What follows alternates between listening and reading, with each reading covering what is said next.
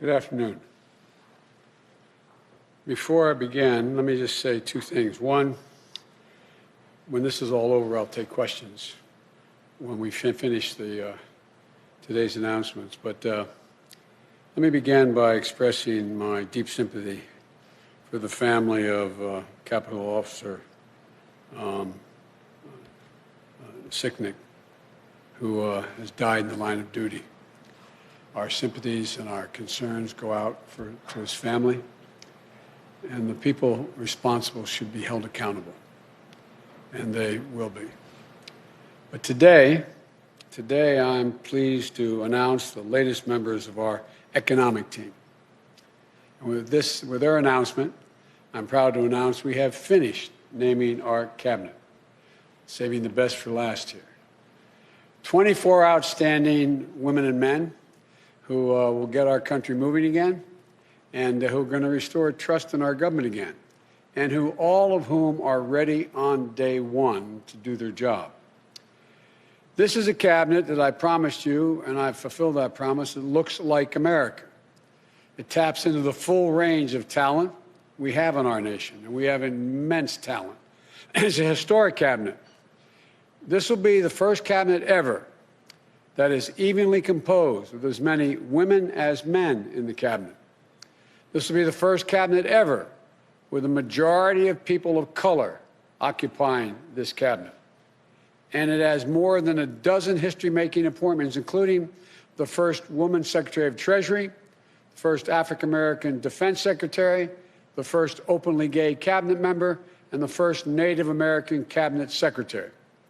We're also on track. We named a record 50 high-level appointments that are subject to president confirmation, more than any president ever elected has done. We've done our job.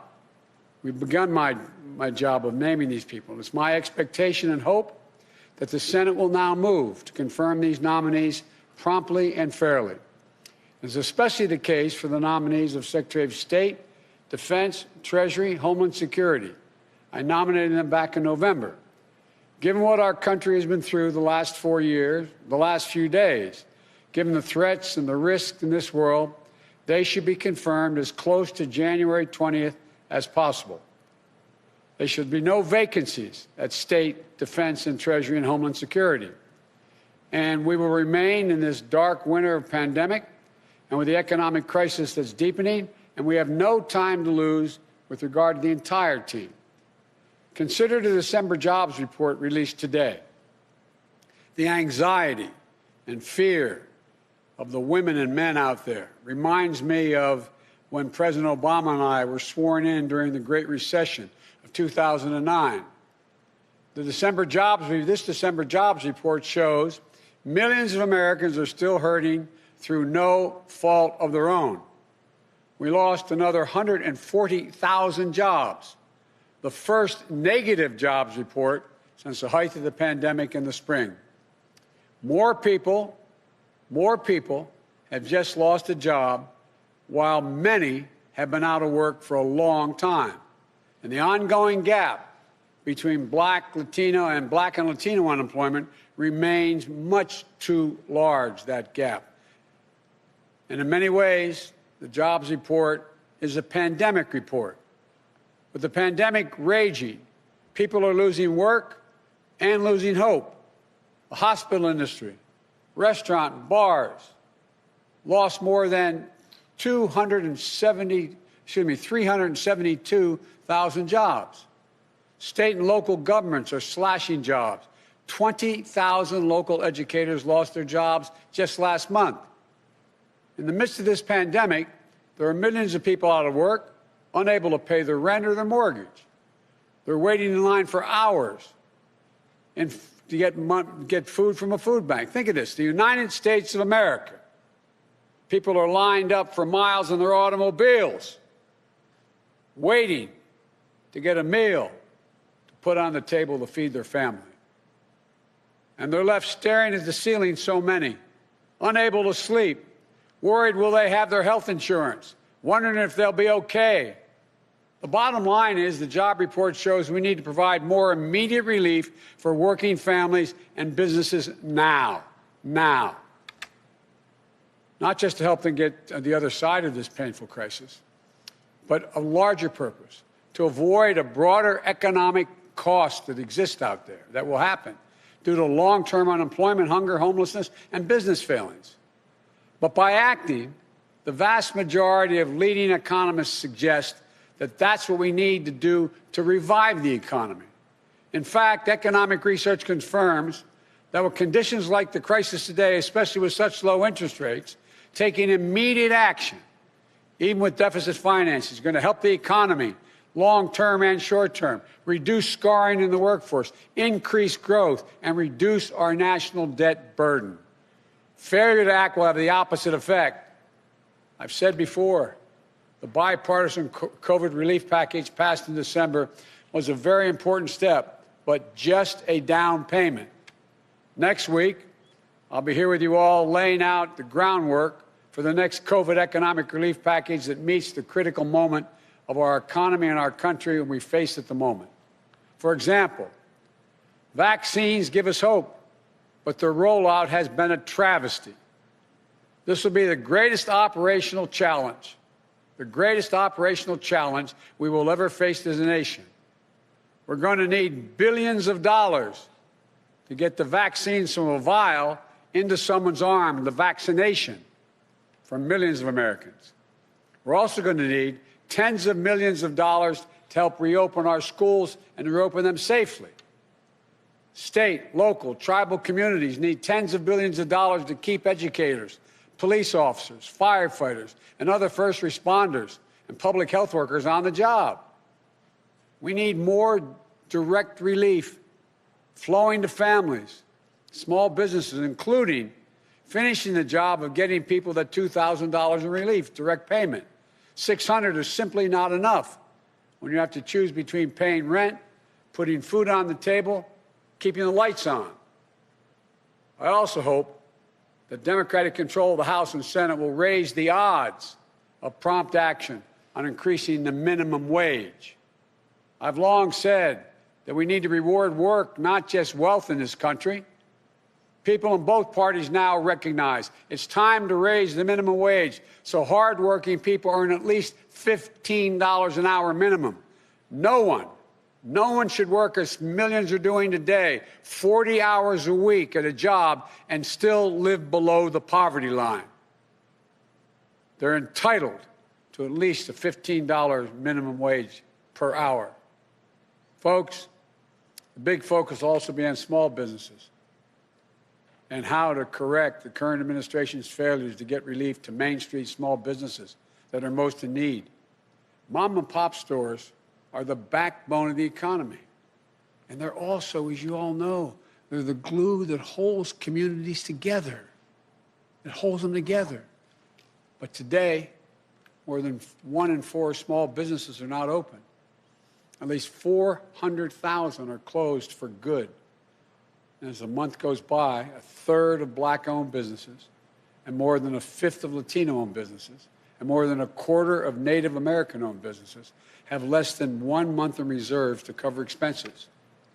Previous rounds of economic relief last year helped millions of small businesses stay afloat and keep employees in the payroll. But there were clear problems. Black and brown-owned small businesses had less access to that relief. Mom and pop shops were often the last in line, while big, well-connected businesses jumped in front of the line and got more relief and got it faster. And at every turn, this administration, the Trump administration, has undermined accountability for every tax dollar spent, weakening oversight, firing inspector generals. So it's no surprise an independent watchdog found that tens of thousands of ineligible companies receive relief they should not have, including from fraud and abuse, siphoning off support for their very small businesses that that need it so badly. But the good news is that the relief package passed last month provides additional aid to small business and workers.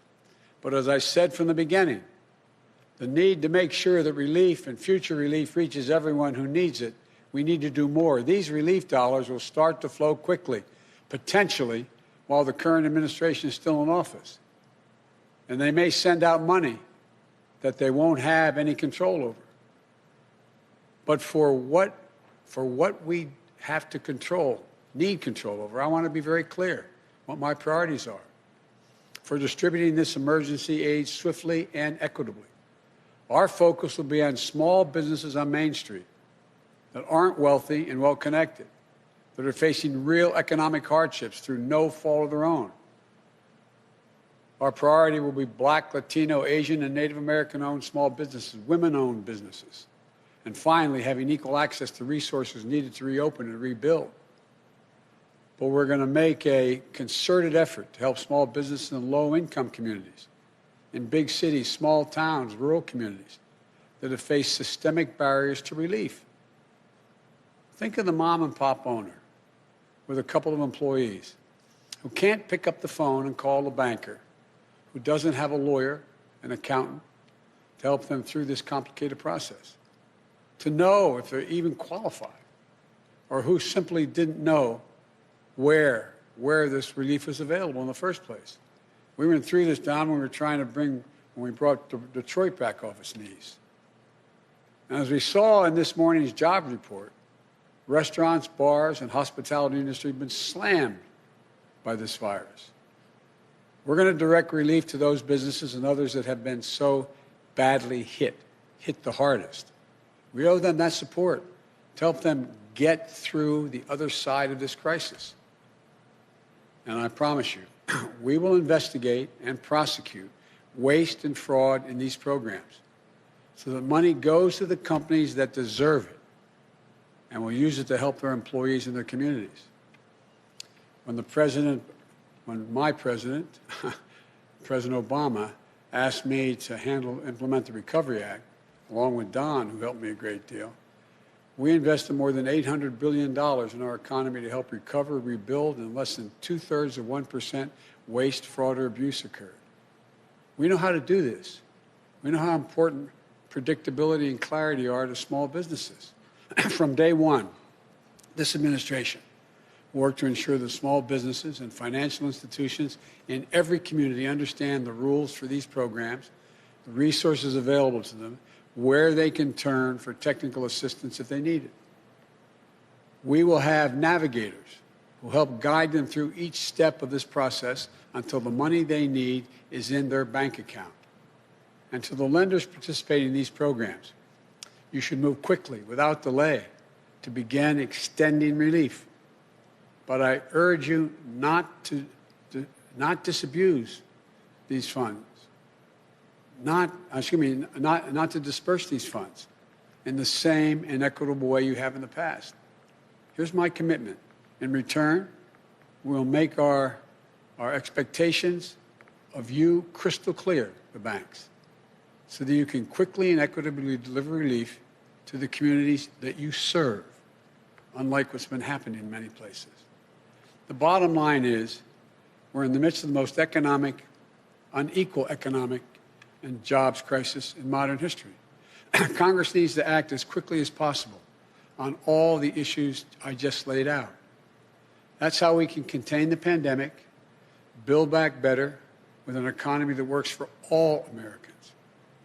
And this is a team that's going to help get that done. For Secretary of Commerce, I nominate Governor Gina Raimondo of Rhode Island, the daughter of a working-class family who knows what it's like when her parents' factory job was shipped overseas. She never took her parents' sacrifices for granted. She always remembers where she came from. She became a successful entrepreneur who created jobs on Main Street and brought businesses back from the edge. She became a state treasurer who invested in local communities and took on financial predators. And today, she's one of the most effective, forward-thinking governors in the United States of America, the first woman ever to lead the ocean state. She created an innovative loan program that helped minority-owned and women-owned businesses access the capital they need, but wasn't always available to them. She's worked with employers to design skill training programs so that local workers would be equipped to take the good-paying jobs in their own communities. She's put Rhode Island on the path to achieving 100% renewable energy, and she'll be a key player in helping position the United States as a global leader in the 21st century clean energy economy. And she knows what her fellow governors, Democrats and Republicans alike, are dealing with on the front lines of the pandemic and economic crisis they're facing, and how we can all partner together as one nation to contain COVID-19 to build back better. I'm honored, Governor, you're willing to join the administration, and we're really looking forward to working with you. For Secretary of Labor, I nominated a good friend and a stand-up guy, Marty Walsh of Boston, son of Irish immigrants. From his only downside, they're not from Mayo, they're from Galway. From Galway, moved to Boston. Marty was born and raised in Dorchester. I know him, tough as nails. Diagnosed with cancer at age 7, beat it at age 11. Joined the laborers union, 223 at age 21. Elected to the state legislature, became union president, and graduated from college at age 42. He's now in his second term as a successful mayor of the iconic American city of Boston, who always puts working people first, fighting for a $15 minimum wage, paid family leave, providing frontline workers with emergency child care and protective equipment they need. Marty understands, like I do, that the middle class built this country, and unions built the middle class. He sees how union workers have been holding this country together during this crisis. Healthcare workers, keeping our hospitals safe, clean, and effective, and efficient, I might add. Public service workers, fighting against budget shortfalls to keep communities afloat. Port workers, car haulers, warehouse workers, folks keeping our air and rail systems running. They're literally what's keeping us going. And they deserve a Secretary of Labor who knows how to build their power as workers, who knows that when I say our future will be made in America, it will be a future built by American workers, a future with historic investments in infrastructure, clean energy, manufacturing, and so much more that's going to create millions of good-paying jobs. Marty knows worker power means not just protecting the right to unionize, but encouraging unionization and collective bargaining. The Fair Labor Standards Act way back didn't just say you can have unions. It said the government should encourage the formation of unions. It also means protecting pensions, ensuring worker safety, increasing the minimum wage, ensuring workers are paid for the overtime they've earned, like we fought for in the Obama-Biden administration, but this administration has weakened. Making sure that we have a trade policy where for every decision we make, unions are at the table, focused on winning good jobs for American workers. This is one of the most important departments to me. I trust Mayor Walsh, and I'm honored he accepted. But I also want to say I did give serious consideration on nominating my friend Bernie Sanders to this position before. I'm confident he could have done a fantastic job. I can think of no more passionate, devoted ally to working people in this country. But after Tuesday's results in Georgia, giving Democratic control to the United States Senate and a tie vote, Bernie and I agreed. As a matter of fact, Bernie said we can't put control of the Senate at risk on the outcome of a special election in Vermont. And he agreed we couldn't take that chance. We also discussed how we'd work together, travel the country together, helping Marty, meeting with working men and women who feel forgotten and left behind in this economy. We agreed that we'll work closely on our shared agenda of increasing worker power and to protect the dignity of work for all working people. I want to thank Bernie for his continued friendship and leadership. I look forward to us working together along with Marty, and he thinks I made a good choice. For Administrator of the Small Business Administration, I nominate Isabel Guzman. Isabel grew up in California, working alongside her dad in a small veterinary business that he built. She devoted an early understanding and developed an early understanding of what small business means to their employees and to the neighborhood they support. and to the families whose dreams they represent. She dedicated her career to creating jobs, to supporting entrepreneurs as a senior official on the Obama-Biden Small Business Administration. As director of California's Office of Small Business and a small business advocate, she worked tirelessly to ensure that everyone with an entrepreneurial spark had a fair and equal shot at getting off the ground and succeeding. The Biden-Harris administration will be locked in on helping small businesses recover, rebuild, and remain the engines of our economic strength. And as head of the SBA, Isabel will be leading a critical mission, not only to rescue small business in crisis, but to provide the capital to entrepreneurs across the country so they can innovate, create jobs, and help lead us into recovery. I'm grateful that she accepted the call to serve in Washington. For Deputy Commerce Secretary, I nominate, and I have to admit to you, a good, loyal, and great friend, Don Graves. Don is a long-time and trusted advisor. He was there at the Treasury Department during the depths of the Great Recession, helping small businesses weather the storm and stay afloat. When President Obama asked me to lead the effort to get Detroit out of bankruptcy and off its back and on its feet again, he said I could take anyone in the administration on my team to do it full time. So I went to the Treasury Department. I tasked Don to come over and work for me and work on it full time. It was the best decision I ever made in that effort. I'm not sure how he thinks about that, but I think it was the best decision I've ever made. And did a great job working with the city officials, state officials, on its road to recovery. And by the way, it's the little things. It's getting to know what's happening on the ground. Remember how we went through the issue about the number of buses and lights, street lights and the like. It gets down to the nitty-gritty of what has to be done. We found out that Detroit had a lot of qualified people, but during the Great Recession, almost everyone who knew how to program anything left. So when we finally got it back on its feet again, we found out there wasn't anybody left to know how to turn on the street lights, literally, run the sewer department. So we went out and we got an outfit to come in, and we said, find us some high-tech people. They came back, what was it, 53, 55 people. They all happened to be women. Most were minority. None had more than a high school degree, and a quarter of them only had a GED. And I remember even our very liberal friends, we told them we were doing this, they said, oh, I'm not going to do this. Well, guess what? In a 14-week program, they were taught how to program. They were taught how to do it all. They ended up putting the city back on its feet. Every one of them left after that time because they went to the graduation. The lowest starting salary, if my recollection is correct, was $49,000. The highest, $104,000. Point is, give people a chance. Americans can do anything given a shot. It also helped me lead our national strategy to equip workers with the skills they need for good-paying jobs in the 21st century in healthcare, IT, clean energy, advanced manufacturing, and so much more.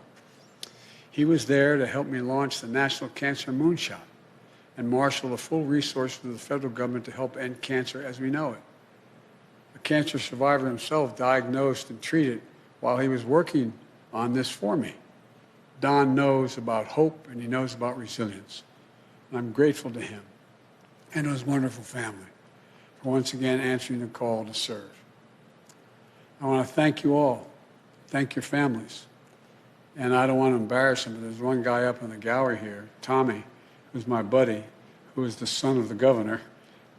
Thanks, Tommy, for supporting Mom doing this. And to American people, I know these times are tough, but I want you to know that we're going to get through this. Help is on the way. These people know what they're about. They know what it's like. So may God bless you all, and may God protect our troops. Now what I'd like to do is turn this over to the team, starting with our next Secretary of Labor, Marty Walsh. And after all is said and done, what I'll do is I'll come back and answer some questions. Thank you. Marty, the platform's yours, pal.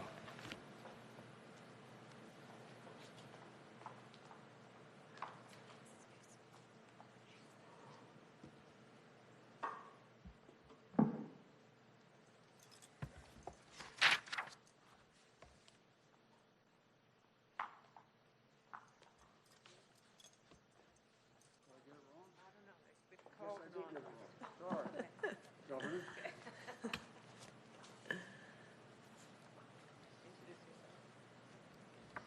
Thank you. Good afternoon. Good afternoon.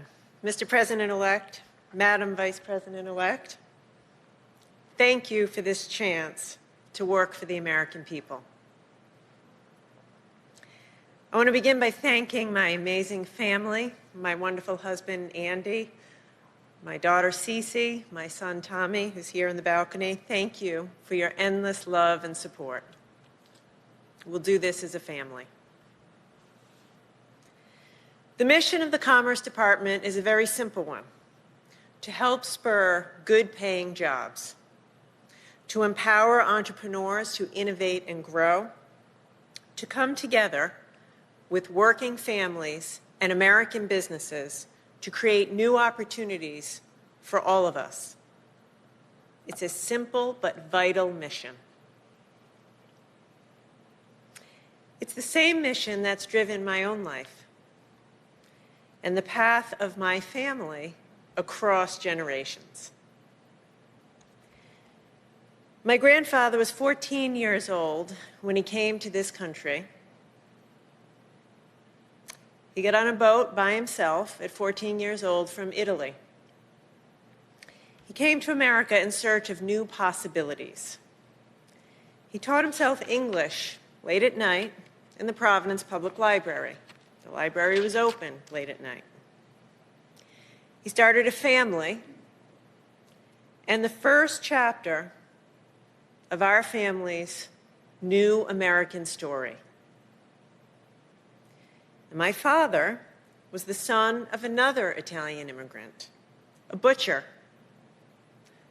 who helped found the Meat Cutters Union in Rhode Island, which is now the UFCW local in Rhode Island.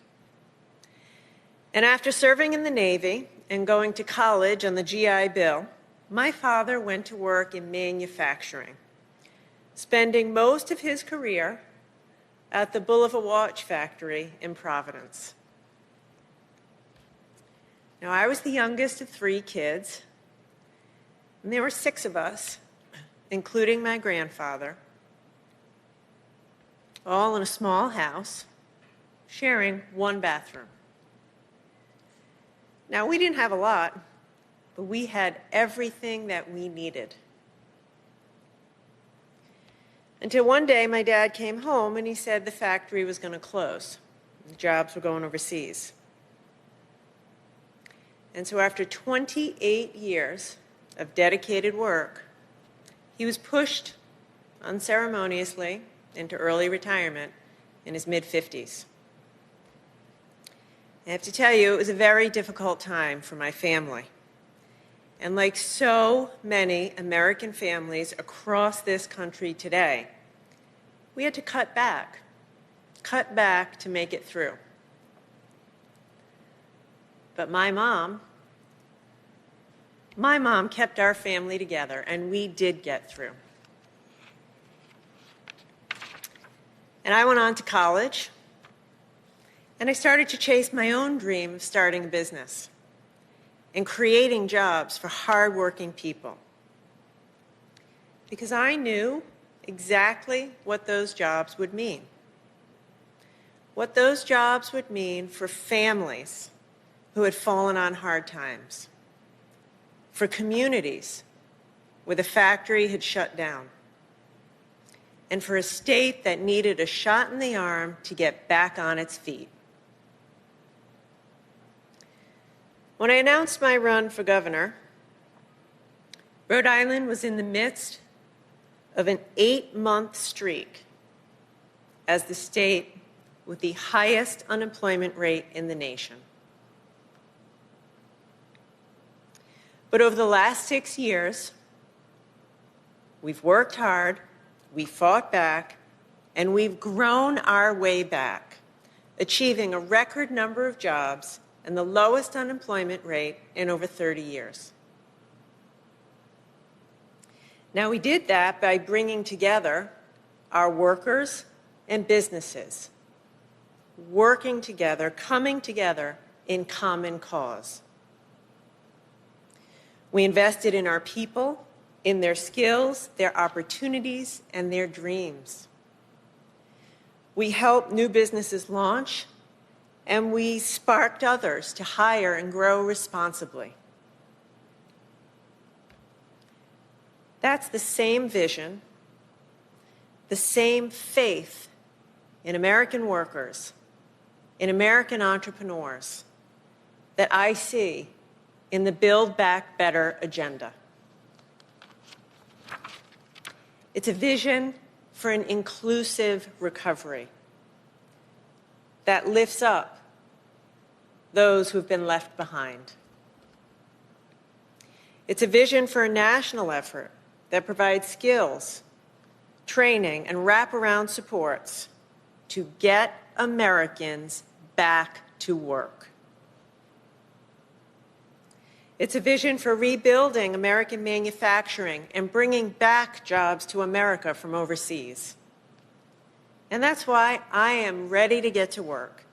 I am excited to get to work on a national scale to help realize the vision of the President-elect and Vice President-elect to help more hardworking families in every community write the next chapter of their own American stories. So thank you. Thank you for this opportunity to serve the American people.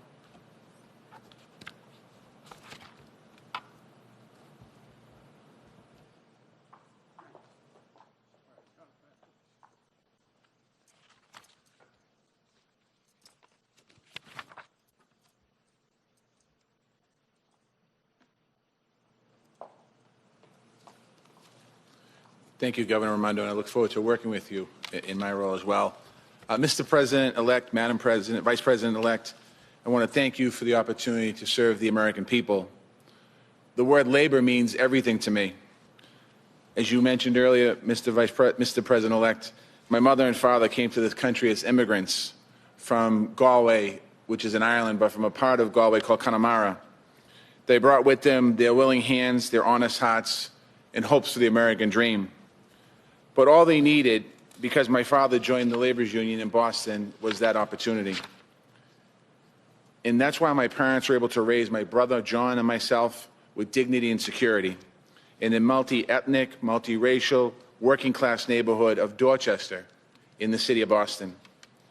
I followed my father into that union.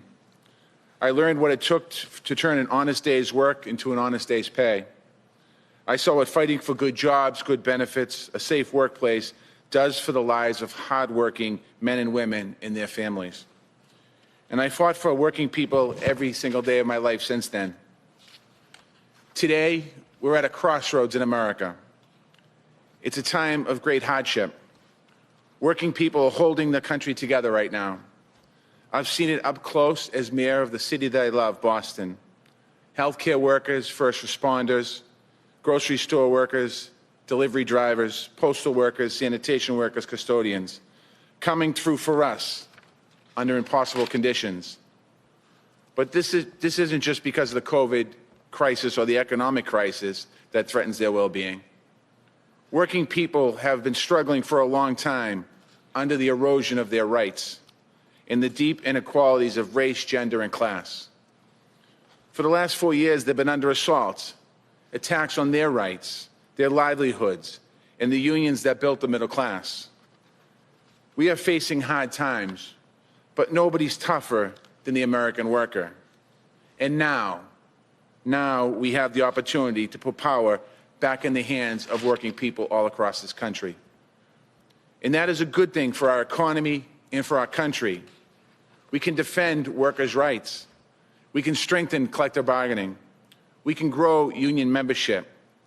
We can create millions of good-paying jobs with investments in infrastructure, clean energy, and in high-tech manufacturing, along with the workforce training to help get those people into those good jobs. This team, the Biden-Harris team, has the plans to make this happen. Mr. President-elect, we spent many memorable days together in my hometown at a rally to support grocery store workers fighting for their rights, at my inauguration as mayor, and on a day that I will never forget, at the Boston Marathon Memorial, where you lifted up our whole city's spirits. So I know that from Dorchester to Scranton, Wilmington to West Virginia, and all across this great nation, your home and your heart are with the working people. I look forward to working with you to deliver good jobs with dignity, security, prosperity, and purpose to all American families. And I look forward to working with this entire administration, shoulder to shoulder with American workers to build back our country better. Thank you once again for this incredible honor. May God bless the American worker, and may God bless the United States of America.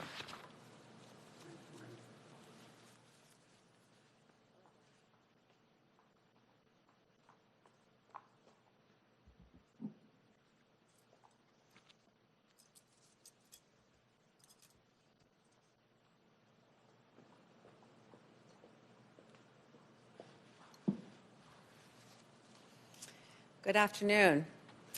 Mr. President-elect, Madam Vice President-elect, I am honored and truly thankful for this opportunity to serve America's small businesses. Together with you and the exceptional and diverse team you're assembling, I am eager to build our economy back better in every community. The small business experience is personal to me. I grew up in an entrepreneurial family. My father started his first veterinary hospital when I was 1 year old, and I recall early childhood memories of tagging along with him to the hospitals to check on the animals under his care. As I grew older, I worked alongside my dad at the family business and witnessed his dedication to his clients, his employees, and the community. I saw him spending endless hours wearing multiple hats, tirelessly working to learn more and grow the business. Those memories have defined my career and really inspired my work, still today. Along my own path, I have partnered to start businesses, and I have helped entrepreneurs launch and grow their firms. I have advised a startup minority-owned bank, and I have co-founded a consulting firm for small business contractors. At the U.S. Small Business Administration, I was honored to help make a difference on a national scale. I formed a deep passion for the SBA's work, providing loans, investments, contracts, and counseling to help entrepreneurs start and grow and spur job creation.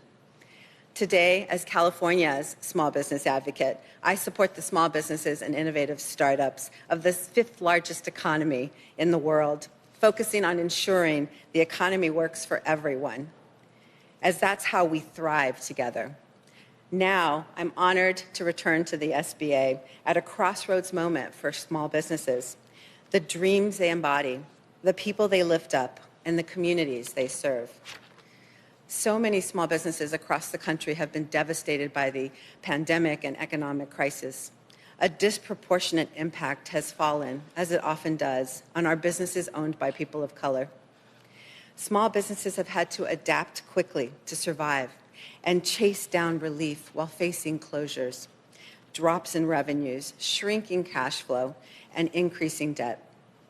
I know you believe wholeheartedly, Mr. President-elect and Madam Vice President-elect, that all of our small businesses are critical to our collective success as a nation. Their American dreams fuel our economy, bring new ideas to transform our lives for the better, and enliven every main street in America. And now more than ever, our small businesses need us. I share your commitment to help strengthen the many small business owners who have seen their dreams and their livelihoods impacted by COVID-19, and to create opportunities and instill greater equity in all of the new startups that will lead us to recovery.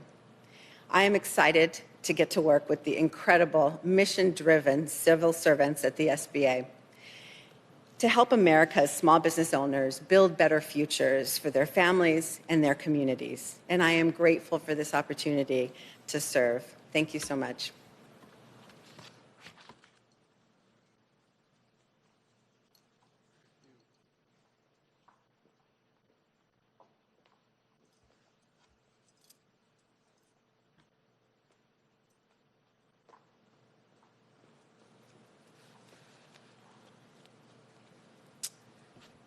Mr. President-elect, Madam Vice President-elect, I'm honored and humbled to be here today. I first want to thank my family for giving me permission to once again serve the American public. I've spent my career in government, the private sector, and nonprofits, finding ways to ensure that economic opportunity is inclusive and broad-based. And as it is for all of us in our own ways, it's personal. I come from a long line of small business owners, including one who owned and operated the only African-American-owned hotel in the mid to late 1800s, just 4 short blocks from where the Commerce Department sits today. But for too many people in this country, the chance to start and grow a business, to take their idea into market and sell all over the world remains elusive all these years later.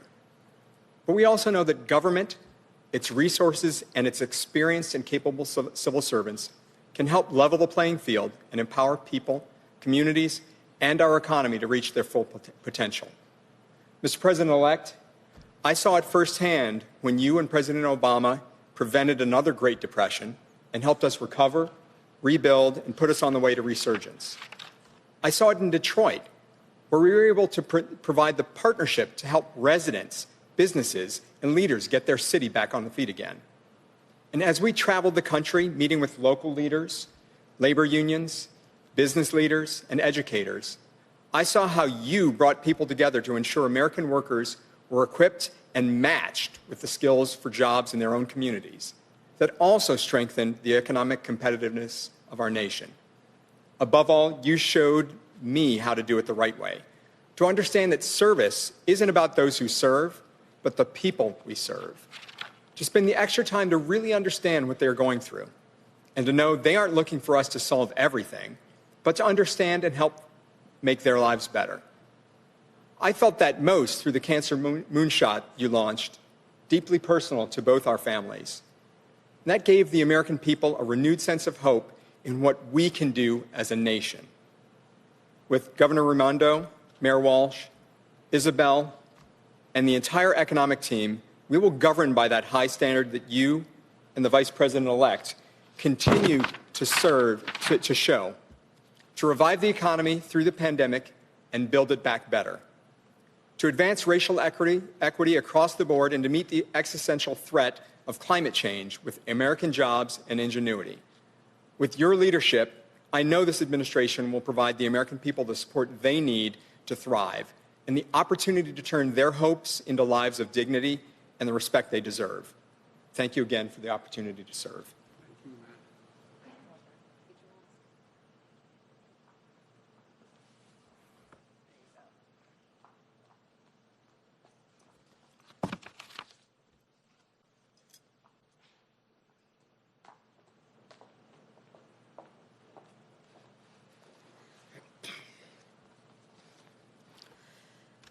One of the fundamental values that the President-elect and I share is a belief in the dignity of work.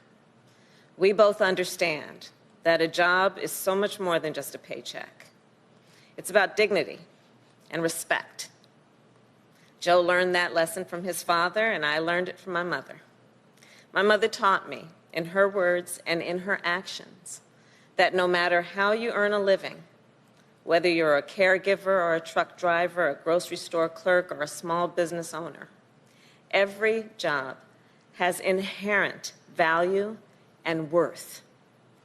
And every worker, everywhere, has a right to earn a living wage, work in safe and healthy conditions, and pursue a better life for themselves and their family. We also know that right now, the dignity of an honest day's work and the financial stability of a steady income are out of reach for millions of Americans. The December jobs report makes that very clear. Food banks, as the President-elect has said, are being strained, trying to feed people who've had to worry for the first time in their lives about where they can find their next meal. Essential workers, like the nurses Joe and I called over the holidays, continue to risk their own health and the health of their families for all of us. Small business owners, From restaurants to barbershops to dry cleaners, they're hurting. And let's be clear, those who run America's small businesses, they're not just business leaders, they are civic leaders. They are community leaders. They're the ones who sponsor the Little League team and scholarships for local kids and all kinds of local causes and activities. They're the ones who are role models in their communities. And we've got to do right by them. So first and foremost, as the President-elect has said, we will provide more immediate relief. We must, for working families and businesses now. And even as we address our immediate crises, even as we work to contain this pandemic and open our economy responsibly, we must also do what President-elect Biden and I have pledged to do. We must build our economy back better so that it lifts up everyone, no matter what you do for a living or where you live, whether it's in a small town, a big city, or anywhere in between. And that means providing access to capital for small business owners, the economic engines of our neighborhoods, so that they can create the jobs that are in our communities and help our communities thrive. It means making sure we're equipping workers with the skills they need for the jobs of the future, and making sure our entrepreneurs and businesses continue to out-innovate and out-compete the rest of the world. And it means protecting and expanding workers' rights by fighting for a higher minimum wage and paid leave, safe and healthy workplaces, and stronger unions. From working with unions as San Francisco's district attorney to helping author the Domestic Workers' Bill of Rights in the United States Senate, I can tell you from personal experience that whether it's the apprenticeships of the building trades or the caregiving skills of home health care workers, this is some of the most important work being done in our country. The President-elect and I know that, and so does this team we are announcing today. These are leaders, and I've worked with many of them, who together with the rest of our economic team will help create millions of good-paying union jobs and build an economy that is stronger and fairer for working people. They are seasoned public servants with track records of not only standing up for workers and unions, but creating and spurring innovation and creating opportunities for small business owners. And like President-elect Biden and I, they will fight to honor the dignity of work. The President-elect and I share a vision of America where opportunity is within reach for all the people, where everyone can see a better and a brighter future for themselves and for their children. With the leadership of these public servants and our entire economic team, we will get to work building that America less than 2 weeks from today. Thank you so very much, Mr. President-elect. Thank you.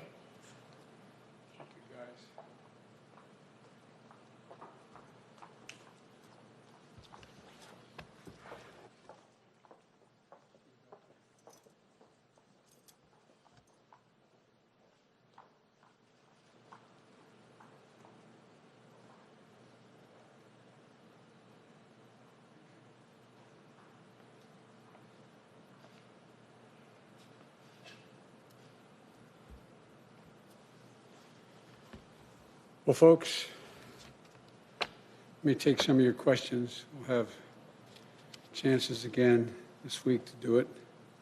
But let me yield, and you tell me who we're talking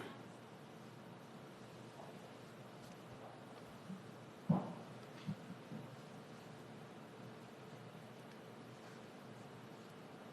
Mr. President-elect, while we have been here, as you've been announcing your economic team, we've learned that House Democrats are currently planning to introduce articles of impeachment against President Trump as soon as Monday. At that point, it'll be just a little over a week before the president leaves office. Do you believe this is a good idea? Look, I've thought for a long, long time that President Trump wasn't fit to hold the job. That's why I ran. And my job now, in 12 days, God willing, I'll be President of the United States of America. And I'm focused on the urgency of three immediate concerns. One, the virus, getting it under control, getting the vaccine from a vial into people's arms. I think the way it's being done now has been very, very sad. Number two, we've had 4,000 deaths. 4,000 deaths yesterday. And things continue to rise, to escalate. That's my number one concern, to get the virus under control. We lost over 125,000 jobs this last month, and people are really, really, really in desperate shape. And so I'm focused on the virus, the vaccine, and economic growth. What the Congress decides to do is for them to decide. But I'm going to have to, and they're going to have to be ready to hit the ground running, because when Kamala and I are sworn in, we're going to be introducing immediately significant pieces of legislation to deal with the virus, deal with the economy, and deal with economic growth. So we're going to do our job, and the Congress can decide how to proceed with theirs. But if a Democratic member of Congress were to call and ask for your advice about whether they should proceed with this, what would you tell them? I'd tell them that's a decision for the Congress to make. I'm focused on my job. And did you speak with House Speaker Nancy Pelosi before this decision was made, or is that conversation that's still going to happen? I'll be speaking with Nancy and the Democratic leadership this afternoon, as a matter of fact, about my agenda, as well as whatever they want to talk to me about. Okay, thanks.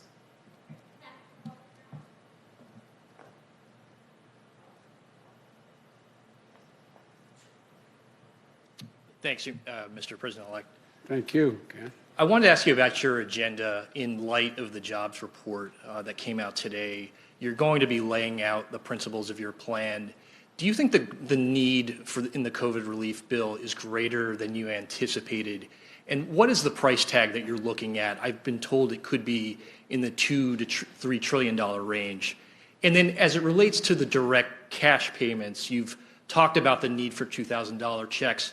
Do you want to see that in a Senate standalone bill as a way to speed up the process? Or do you think those direct cash payments should be part of the package that you're going to be proposing? Well, we're going to be proposing an entire package. And parts of that package are of equal consequence to people. Unemployment insurance, being able to continue with rent forbearance, the whole range of issues. So that's number one. We think that they all have to be dealt with. The price tag will be high. But as I said, made scant reference to in my opening comments, the overwhelming consensus among the leading economists, left, right, and center, is that in order to keep the economy from collapsing this year and getting much, much worse, we should be investing significant amounts of money right now to grow the economy. And that's a pretty wide consensus. And as you know, Moody's had done an analysis of what I originally had been talking about and said that it was necessary to keep the economy from going down. It would rise, we'd create 18.6 million jobs, create $2 trillion more in economic growth than the other administration would, this outgoing administration. So it is necessary to spend the money now. The answer is yes, it will be in the trillions of dollars, the entire package. But it will be, I'll be here next Thursday laying out in detail how that package is going to go. But the basic story is simple, that if we don't act now, things are going to get much worse and harder to get out of the hole later. So we have to invest now.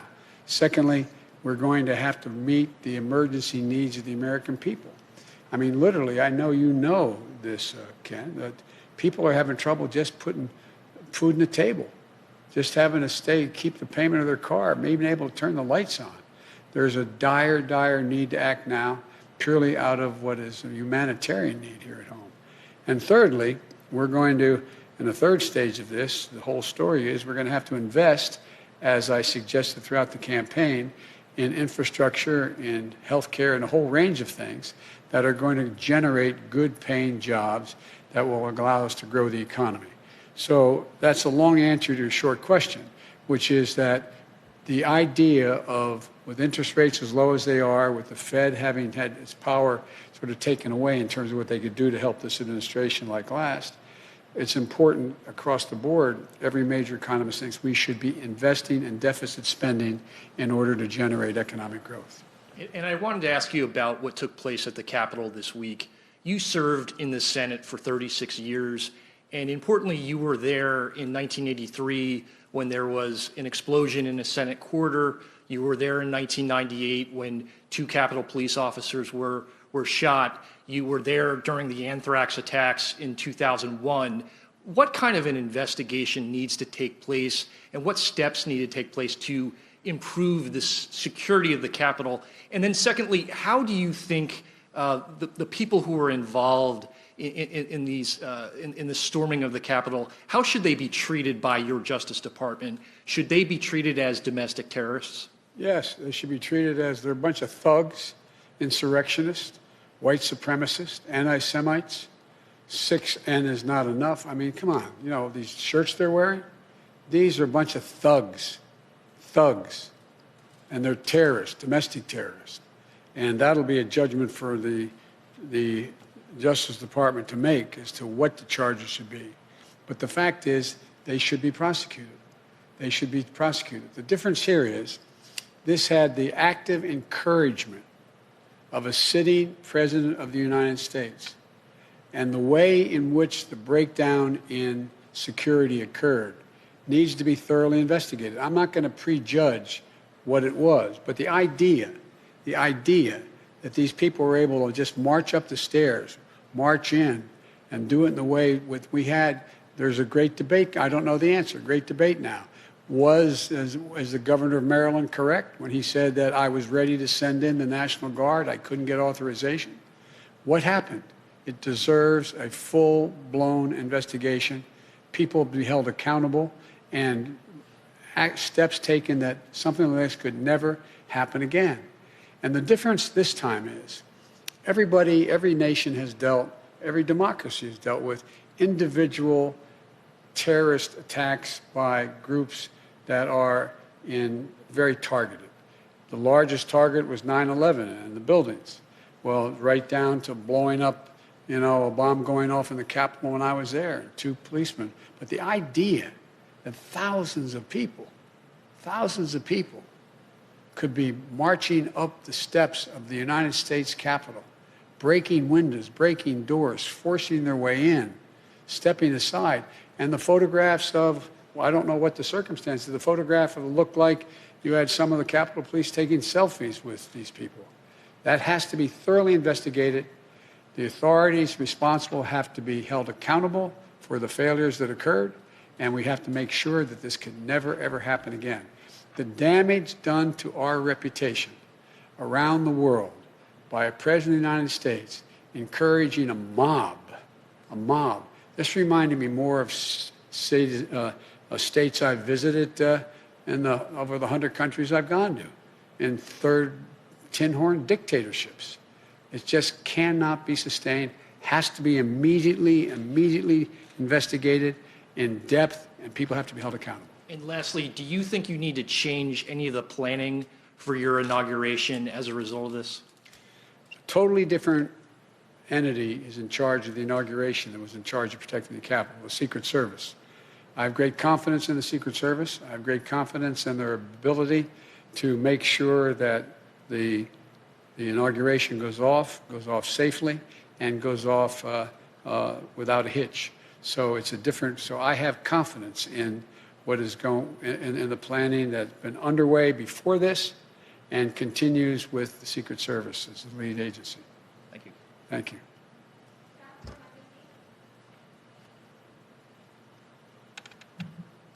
President-elect Biden, Vice President-elect Harris, good to see you both.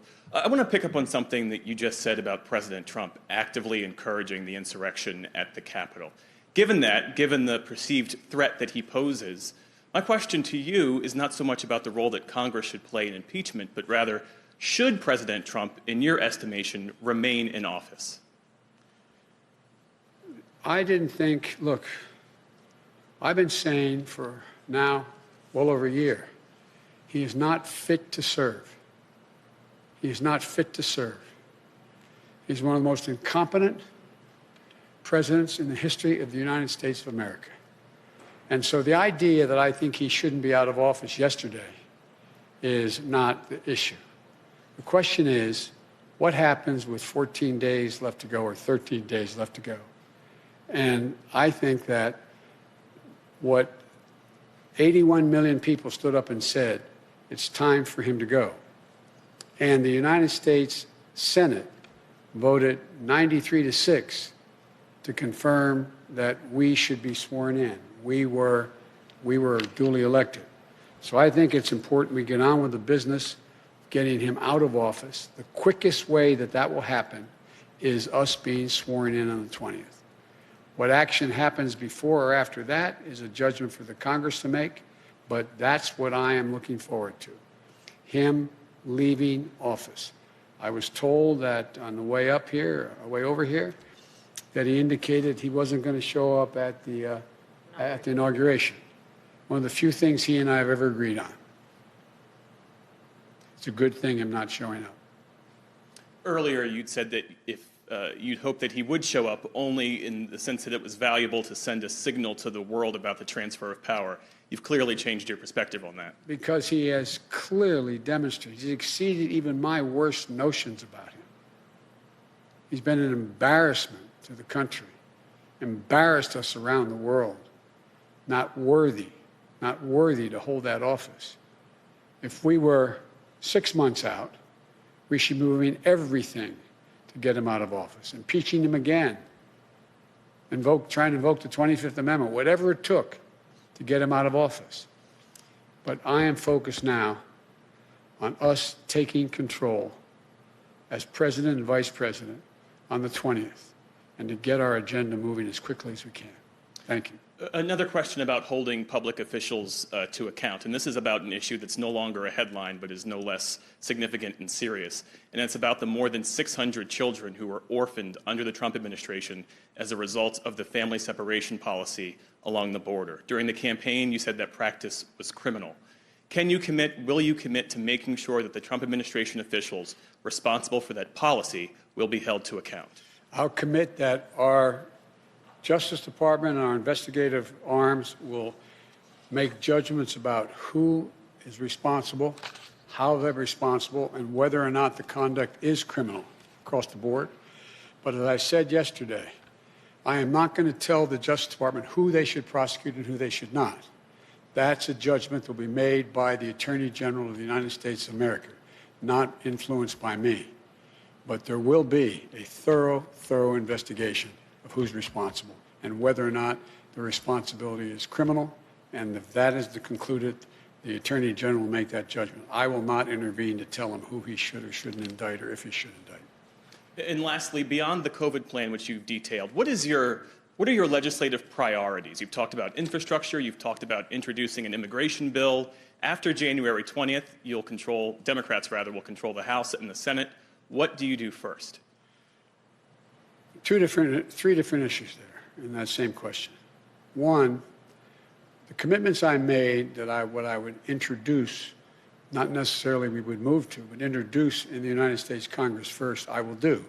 I will introduce an immigration bill immediately and have it sent to the appropriate committees to begin movement. I will, in fact, countermand executive orders that the president has, in fact, initiated that are contrary to what I think is either his authority and or, even if it's his authority, contrary to the interests of the United States on environmental issues and a whole range of other things. And thirdly, I will immediately move, though, to the most urgent need of asking the Congress to give me the financial wherewithal to deal with the virus, to be able to move so that we have Operation Warp Speed really working. Warp Speed got the vaccine to places that were delivered, but did not get them from those vials into people's arms. And so it is a gigantic logistical concern of how we do that. I'm committed to get 100 million shots in people's arms in the first 100 days. I'm committed to insisting that in all federal jurisdictions, any place I have control as president, everyone will be mandated to wear a mask in interstate transportation as well as federal facilities. And thirdly, I'm committed to moving as rapidly as possible to get the vaccine to teachers and the material to children that can provide for the safe opening of our schools at the end of that, beginning at the end of that 100 days. They're the most urgent things we have to do now, immediately upon getting office. There's going to be multiple things, as you well know, because you're a seasoned veteran of how this policy, how we work, and that is that there will be other committees will be holding hearings on a whole range of issues, from my positions on infrastructure, what we should be doing to generate a green economy, and so on. But in terms of the immediate need to get done, not just introduced, but to get done, voted on, and get the money and resources to do it, it turns out that the most urgent need is dealing with the virus, number one, and economic relief to Americans who, through no fault of their own, are really getting battered. Thank you. both.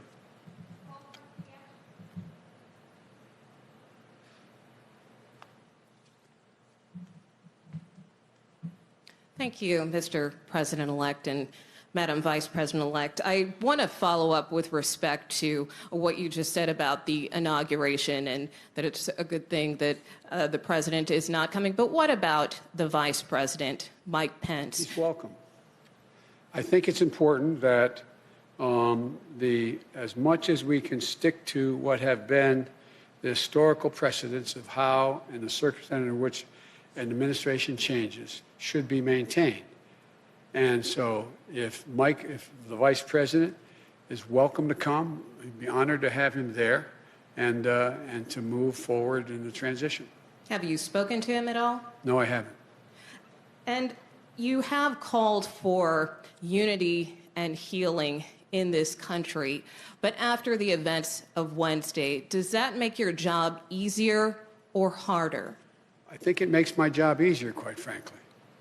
I've had a number of my Republican colleagues, former colleagues, I used to serve in the Senate for a long time, call me. Many of them are as outraged and disappointed and embarrassed and mortified by the president's conduct as I am and Democrats are. And I think I have said from the beginning, and I have not changed my view, my overarching objective is to unify this country. We must unify the country.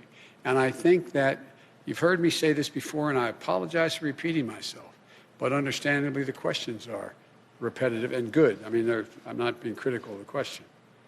And that is that there's two ways people are inspired: by inspirational leaders and by terrible leaders. By terrible leaders. What this president has done is rip the Band-Aid all the way off to let the country know who he is and what he's about and how thoroughly unfit for office he is. And you see already a number of Republicans. I was so proud. I know we're on opposite sides. I'll get criticized from some of the people in my party for saying this, but I've worked very hard with and against the former, soon-to-be former Majority Leader, Mitch McConnell. I thought what he said on the floor of the United States Senate was, in fact, the right thing to do. He stood up. He's ashamed. I spoke with a guy I have enormous respect for, and I ran against him, Mitt Romney. I spoke to Mitt this morning again. This is a man of enormous integrity, who lives his faith. There are so many more, but there's others who should be ashamed of themselves. But they make up a minority of the Republican Party. This isn't about Republican Democrat anymore. This is about people who understand what this country's about and the things we have to agree on and move together on. I just think that if you look at it, speaking to some of my Republican colleagues, and I've spoken to a number of them over the last month since we've been elected, through recently as the day in which this god-awful debacle was taking place up on the Hill. And I think they understand that they're going to have to, we need a Republican Party. We need an opposition that's principled and strong. And I think you're going to see them going through this idea of what constitutes a Republican Party. And to hear some of my colleagues, Republican colleagues, talk about how shameful it is of the way Ted Cruz and others are dealing with this, how they're responsible as well for what happened. Do you think some of them should resign? Should Senator Cruz or Senator Hawley resign? I think they should be just flat beaten the next time they run. I think the American public has a real good, clear look at who they are. They're part of the big lie. The big lie. I was being reminded by a friend of mine, and maybe you were with me, I can't recall, when we were told that, Goebbels and the great lie, you keep repeating the lie, repeating the lie. Well, there was a print that when Dresden was bombed, firebombed, there were 250 people that were killed, or was it 2,500 people were killed? And Goebbels said, no, 25,000 or 250,000 were killed. And our papers printed that. Our papers printed it. It's the big lie. People will know it's one thing for one man, one woman, to repeat the lie over and over and over again. By the way, Trump said that before he ran. If you say it enough, I'm going to convince you. I'll say it enough.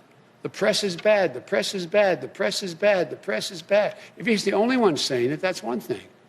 But the acolytes that follow him, like Cruz and others, they are as responsible as he is. And so it's not about whether or not they get impeached.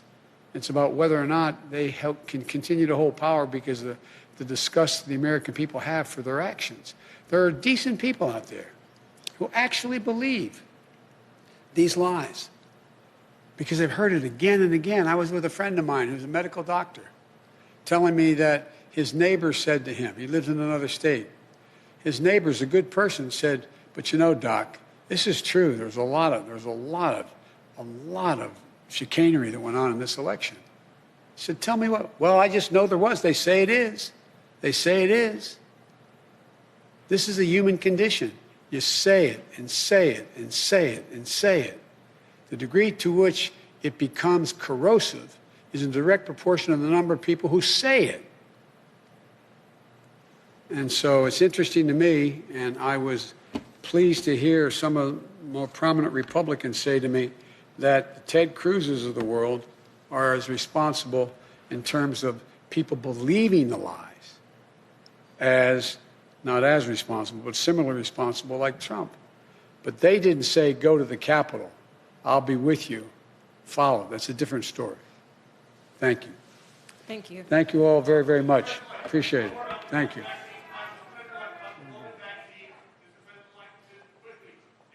All the available doses.